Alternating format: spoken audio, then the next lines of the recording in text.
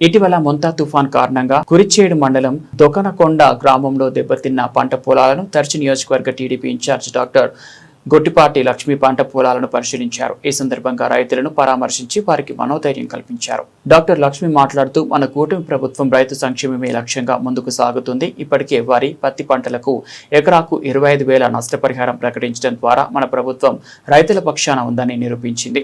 మన ప్రియతమ ముఖ్యమంత్రి నారా చంద్రబాబు నాయుడు రైతు బాధలు అర్థం చేసుకునే ప్రజానాయకుడు అని పేర్కొన్నారు. ఆమె మాట్లాడుతూ గత వైసీపీ ప్రభుత్వంలో రైతులను ఫోటో సెట్టింగుల కోసం మాత్రమే ఉపయోగించారని, కానీ ఇప్పుడు చంద్రబాబు పవన్ కళ్యాణ్ నేతృత్వంలోని ప్రజాప్రభుత్వం తుఫాన్ సమయంలో సైతం ప్రజలతో కలిసి పనిచేస్తుందని విమర్శించారు.